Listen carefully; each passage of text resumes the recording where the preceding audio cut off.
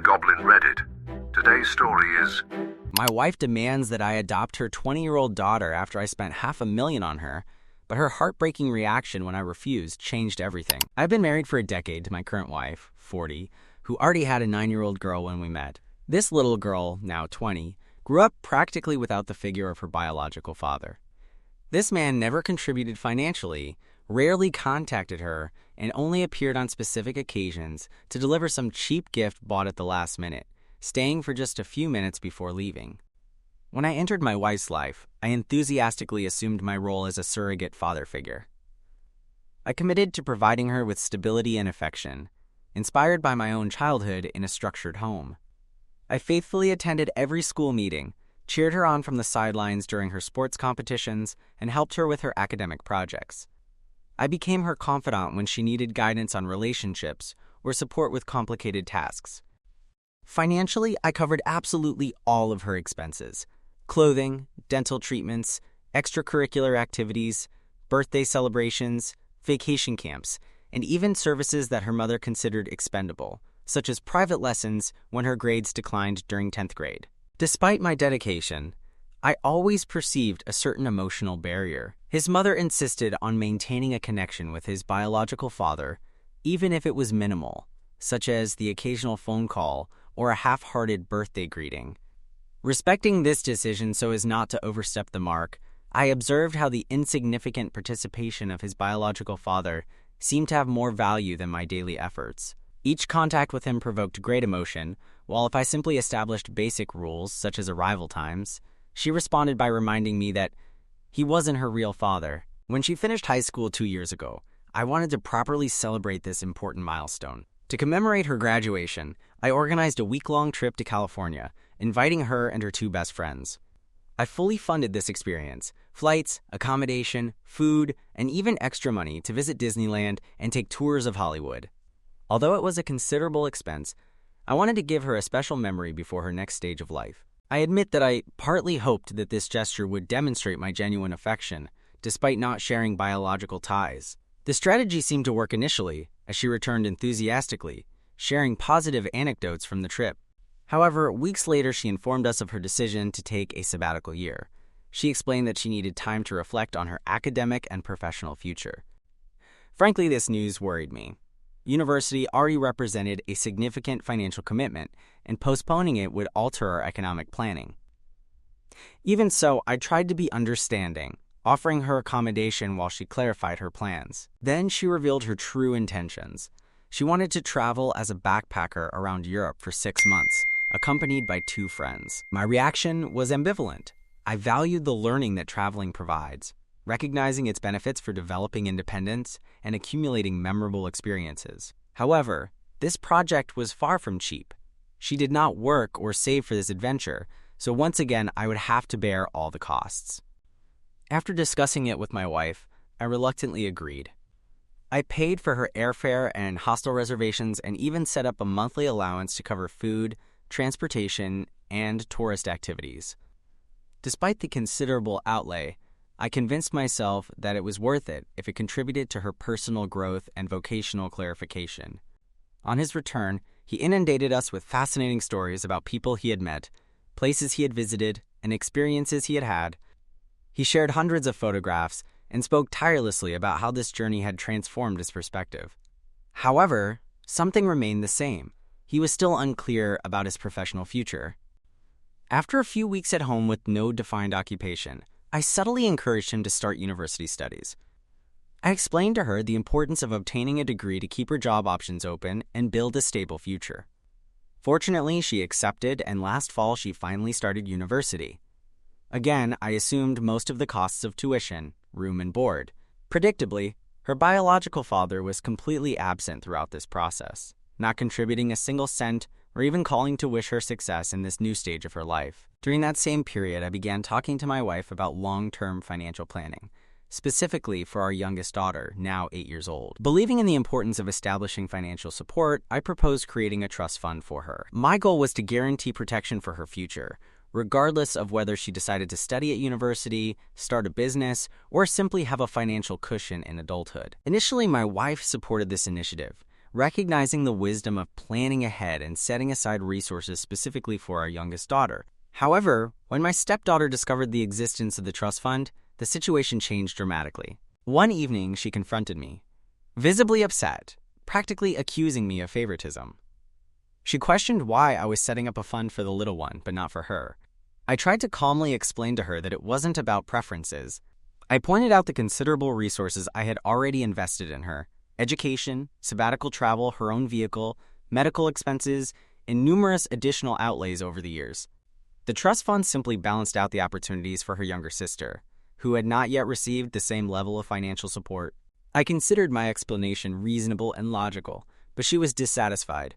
With a broken voice, she said she felt belittled, as if she were not really part of the family. As I tried to reassure her, the conversation took an unexpected turn when she mentioned something that left me completely perplexed. She expressed her desire for me to formally adopt her.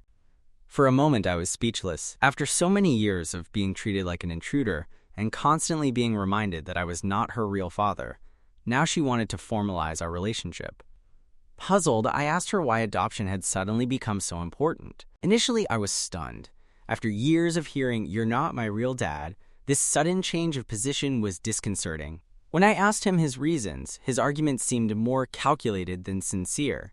He said that adoption would give him greater security and official family belonging. I discussed the situation with my wife, hoping for understanding, but surprisingly, she sided with her daughter. She argued that she had acted as her father for more than 10 years, so formalizing this bond was simply the next logical step. She accused me of showing favoritism by creating a fund exclusively for our youngest daughter. This disagreement sparked a heated argument. I expressed my discomfort regarding the adoption, especially considering how her daughter had kept emotional distance for years. I listed all the ways I had supported her financially and emotionally, financing her travels, paying for college, buying her a car, and much more. My wife downplayed all this, saying that I was simply fulfilling my obligations as a stepfather. The home environment became unbearable. My stepdaughter began to give me the silent treatment, communicating only when it was essential. My wife continued to pressure me to reconsider the adoption, presenting it as a demonstration of family commitment. However, I perceived her efforts as attempts at emotional manipulation. The situation reached a critical point when my stepdaughter declared that she never asked me to take on such responsibilities. According to her, I chose to do it voluntarily, so I shouldn't act as if I owed her something. This statement deeply shocked me. I did indeed choose to get involved because I loved her and wanted to provide her with the best possible opportunities. However, hearing her dismiss my efforts as irrelevant was devastating. I now find myself at a crossroads. My wife and stepdaughter consider me selfish and preferential. From my perspective, I am simply trying to protect the future of my biological daughter. I have already contributed enormously to my stepdaughter's well-being, and I consider it unfair to continue sacrificing myself when she has never fully accepted me as a father figure, except when it is to her advantage. Am I wrong to refuse to formally adopt her and exclude her from the trust fund intended for my biological daughter? Update 1. First, I would like to express my sincere gratitude for the overwhelming support I have received. I really did not anticipate that my story would resonate with so many people, even those who partially disagree with my vision. Thank you for sharing your thoughts. Reviewing the comments evoked a range of emotions, but also provided me with plenty of food for thought. Several topics repeatedly emerged in the comments. I consider it important to address them before sharing recent events. Many asked why I never considered formally adopting my stepdaughter during our 10 years of marriage. In fact, I did consider this possibility, especially during her early years, when I genuinely evaluated this step to strengthen our bond and demonstrate my full paternal commitment to her. However, when I raised the idea, my wife strongly opposed it. She feared that formalizing the adoption would completely eliminate the figure of her biological father, worrying that her daughter would feel obliged to choose between us. I respected her position, trusting that she understood her daughter's emotional needs better and that keeping this connection with her father available would be more psychologically healthy. In retrospect, I can see how this decision created a certain separation between us. I always treated the child as my own, but without that legal recognition, an invisible boundary persisted. Her biological father never assumed real responsibilities, but his ghostly figure remained implicitly present. Now, years later, the absence of that legal bond is used against me, as if I had failed in my responsibilities. It is frustrating because I worked hard to occupy a space that was never truly vacant by choice. Another frequent question concerns specifically the trust fund, and why not establish one for both girls, thus avoiding this conflict. First, I must clarify that I do not have a fortune. Creating a trust fund represents a considerable financial commitment for me. In addition, these instruments are designed for long-term planning. My stepdaughter, who is 20 years old and currently in higher education, has already received substantial resources for her education, maintenance, and even luxuries such as her post-graduation trip and European gap year. My 8-year-old is just starting out on her life journey. The fund aims to provide her with opportunities equivalent to those her older sister has already enjoyed. It is not about preferences, but about long-term equity. I saw comments accusing me of creating divisions between the sisters or of showing favoritism, which affected me deeply, as I completely disagree. In fact, I provided my stepdaughter with opportunities that I did not even have during my development. I financed her European adventure, supported her university studies, and backed her in ways that her own father never considered. This does not mean that I can ignore the future needs of my youngest daughter, who deserves the same dedication and care. The trust fund represents my commitment to this principle. Some people also questioned my continued marriage in the face of these recurring conflicts. Honestly, marital relationships are rarely simple, and I have certainly questioned our compatibility on occasion. However, I love my wife and value the life we have built together. We have faced difficulties, but I believe in persevering in the face of problems rather than giving up at the first hurdle. Regarding recent events, domestic tension reached critical levels after my previous publication. My wife continued to be upset, my stepdaughter persisted in ignoring me, and I gradually felt like a stranger in my own home. Fortunately, my youngest daughter is too young to fully understand the situation, although she definitely senses the general atmosphere. A few days ago, my stepdaughter proposed what she called a heart-to-heart talk. I hoped she would seek reconciliation. Instead, she firmly maintained her position. She said she had reflected on everything that had happened, and, although she still denied owing me any gratitude, she considered the adoption to be the right decision, because it would publicly demonstrate, especially to her biological father, who had truly been there for her. She even suggested that it could benefit her financially, hinting at possible advantages with regard to inheritance and other future benefits. I remained calm, explaining my lack of preparation for such a commitment. I clarified that adoption transcends mere legal procedures, implying an authentic relationship. I questioned her motivations after years of emotional distancing. Her response: "Because I am an adult now, and I perceive things differently." This might seem reasonable if each example provided were not directly linked to financial security. Without completely denying her affection, it is difficult not to feel exploited. Later that night, my wife and I argued again. She accused me of punishing her daughter for the shortcomings of her biological father and assigned monetary value to my feelings. These words were deeply hurtful, as I have never conceptualized our dynamic in this way. I responded that I had far exceeded my obligations to her daughter, pointing out the injustice of pressuring me into an adoption that clearly makes me uncomfortable. She stormed off, saying she needed time to think. I am currently sleeping on the sofa, wondering if we are on the verge of a definitive marital breakdown. Update 2. Once again, I appreciate all the comments, advice, and perspectives shared. Since my last update, events have evolved drastically, and I am still processing everything that has happened. I decided to temporarily move away from home to gather my thoughts and avoid further confrontation. I am currently living with my brother, an imperfect but necessary solution. Unfortunately, I had to temporarily separate from my 8-year-old daughter, leaving her with her mother under the circumstances. I trust that this distance will help me determine my next moves. The domestic situation has intensified considerably. My wife is now threatening divorce, claiming that my refusal to adopt her daughter and incorporate her into the trust fund constitutes marital betrayal. She presents the situation as if I were abandoning my family commitments, prioritizing economic aspects over emotional ties. Compounding the situation, her daughter began sending me guilt-inducing messages, accusing me of ruining her future. She claims to feel abandoned, comparing my behavior to that of her biological father. These messages are painful because I genuinely care about her, but their tone and timing reinforce my recent perceptions.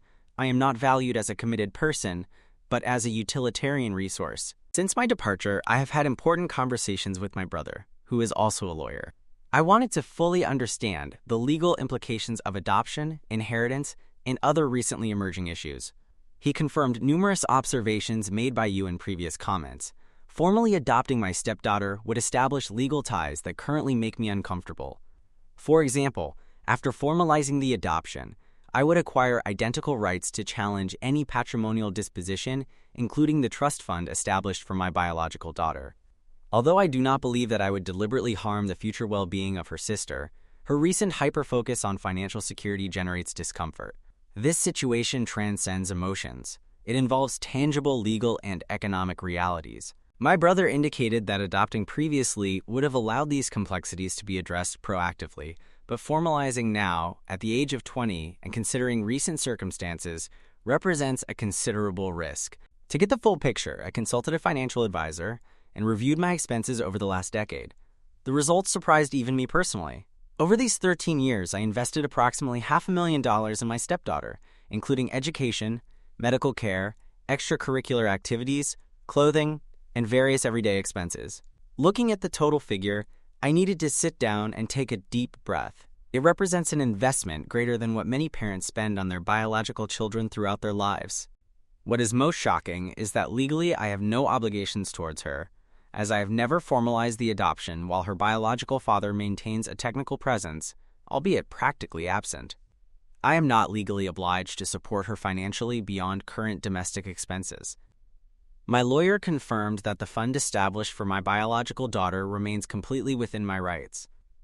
My wife's argument about alleged injustice has no legal or even moral basis from my perspective. The most difficult thing to accept is that my wife seems to be unaware of our financial realities. She continues to behave as if she could simply magically generate additional resources. However, every dollar invested in her daughter represents a dollar not allocated to our joint future or to the welfare of our biological daughter. I do not regret having supported my stepdaughter. She deserves stability and opportunities, but eventually I must set reasonable limits. During this period of reflection, I also evaluated our marriage and the patterns that led to this crisis. My wife always prioritized her daughter's needs, something I understood and supported initially. However, our relationship progressively evolved, less as an equal partnership and more as a provider-beneficiary relationship, where I contributed resources while she made decisions. She insisted on keeping the biological father present despite his lack of contribution, and discouraged my assumption of formal parental roles. Now, when convenient, she demands that I formally adopt her daughter, assuming full financial responsibility. A particularly painful moment occurred when my wife called last night. She mentioned conversations with her friends, who unanimously considered my position unreasonable, suggesting that any real man would assume full family responsibility. Hearing this was deeply offensive. What, then, do my efforts over this decade represent? As for my stepdaughter, she has not contacted me since those guilt-inducing messages. I have learned through mutual friends that she shares her frustration online, portraying me as a cold and selfish stepfather who abandoned her at critical moments. Part of me wants to confront her and clarify the situation, but I recognize that this would only increase existing tensions. I am currently trying to determine viable paths. The divorce contradicts my wishes. However, if my wife persists in presenting ultimatums, I see few possibilities for recovery. I refuse to compromise the future of my biological daughter or my own economic stability for someone who apparently only recognizes me as a father figure when it obtains personal advantages. I have started to draw up a formal plan, setting out clear boundaries and realistic expectations. If my wife and stepdaughter reject these parameters, I will have to make difficult decisions. I am currently prioritizing the well-being of my 8-year-old daughter, trying to protect her future as much as possible. Once again, I am deeply grateful for all the support and sincere guidance. You have been a real lifeline during this turbulent period. I will continue to report significant developments. Update 3. This may be my last update. A lot has happened since my last communication, and I'm relieved to share that the situation is gradually returning to normal. These weeks have been emotionally intense and chaotic, but I can see positive developments, although there are still inevitable complications. Events took an unexpected turn when my stepdaughter arrived one night visibly affected. She had tried to contact her biological father seeking support regarding our family situation. She described our conflicts, her financial concerns, and the possibility of formal adoption. His response was blunt. "I have no interest in family fantasies with you." Moreover, when she mentioned university expenses, he simply replied, "I'm not made of money." I confess to feeling indignation on learning this. For years, I endured responsibilities abandoned by him, thinking it would benefit the young woman to maintain some paternal bond, even if minimal. However, his absolute irresponsibility and insensitivity provoked my complete frustration. I anticipated that she would finally recognize my contributions, how I have consistently supported her aspirations, travels, higher education. On the contrary, it seemed to have the opposite effect. She confronted me angrily through her tears, accusing me of abandoning her in a similar way to her father. This comparison was devastating considering my continuous efforts. I remained calm and avoided arguments. She left in a rage, saying she needed personal space and stayed with a friend for several nights. During her absence, I had probably the most sincere conversation of our relationship with my wife. I definitely expressed my dissatisfaction with living as a mere financial provider without personal recognition. I reaffirmed my love for her and her daughter, but pointed out how the constant emotional manipulation and lack of gratitude were damaging my well-being. I confirmed my willingness to continue providing university support by showing genuine concern for her development, but declaring any consideration of adoption inadmissible. Surprisingly, my wife did not contradict this position. In fact, she recognized excessive severity towards me. She admitted to having found herself torn between supporting her daughter and treating me fairly, losing perspective on my numerous contributions to both of them. She apologized for making me feel undervalued. The conversation was not perfect, with certain underlying tensions remaining, but it represented significant progress. Days later, unexpectedly, my stepdaughter called, not expressing anger, but seeking constructive dialogue. I was positively surprised by this initiative. She explained that she had reflected deeply during her stay with her friend, also consulting university colleagues. She explicitly recognized my numerous contributions, far exceeding typical paternal expectations, biological or not. This recognition considerably eased my emotional distress. We spoke at length as I explained that her disproportionate reactions did not really concern the trust fund or financial aspects, but rather manifested underlying fears. She felt frightened by future uncertainties, shocked to find out that her biological father would never provide any support. She apologized for previous behavior and expressed understanding of my determination regarding the fund for her younger sister. She shared a reflection that remains vivid in my memory. "You have done so much more for me than I ever properly acknowledged, and I regret not having appreciated it before." This conversation was a turning point, as she later informed me of her decision to continue her studies at a community college for 2 years to optimize her financial resources, planning to transfer to a traditional university later. She is actively seeking scholarships and work-study programs. I felt proud to see her taking personal responsibility. A friend who specializes in financial advice even offered to help her create a realistic budget and structured financial plan, a proposal she sincerely appreciated. Domestically, we continue to work gradually. My wife and I have consulted a professional marriage counselor to improve communication and rebuild mutual trust. Although complex, I perceive positive changes. This experience taught me valuable lessons about setting healthy boundaries, the importance of equanimity, and the need for comprehensive, not merely instrumental, assessment. For those who question, I will definitely not formally adopt my stepdaughter. We agree that this formality is unnecessary in order to maintain emotional support and university support. Our relationship has improved based on mutual understanding, not guilt or obligation. I am deeply grateful to this community for guiding me through this crisis. Their diverse perspectives, legal advice, and shared experiences were fundamental. I went through some difficult times, but now feel stronger and more mentally clear. My family is far from perfect, but we are making consistent progress, which is enough for me right now. For those facing similar situations, remember to set appropriate boundaries, communicate transparently, and stand up for your intrinsic value. They deserve comprehensive appreciation, not merely functional. Update 4. Greetings, community. I currently lack significant news as we progress slowly but consistently. However, I wish to respond to certain persistent comments, particularly those describing me as weak or suggesting revenge towards my wife and stepdaughter for previous behavior. I understand these reactions. It is easy to recommend detachment or intransigence when observed externally, but personally, the reality presents innumerable nuances. Indeed, this conflict was significant, taking me to my emotional limit. However, to end a decade of marriage based on love, companionship, and building a life together because of a single problem, however serious, would be to waste something valuable. If there is the slightest possibility of reconciliation, I wish to try sincerely. Regarding my stepdaughter, she certainly made hurtful comments that created complex situations, but I continue to genuinely care for her as my own family. Fundamentally, she is an intelligent and resilient young woman with a promising future. She continues to learn and evolve, a universal human process. Occasionally, continuing to try to rebuild is more complicated than completely giving up. That is precisely my current choice, progressively rebuilding my family unit while recognizing its inherent imperfections. I thank you again for your patient attention to my personal reflections.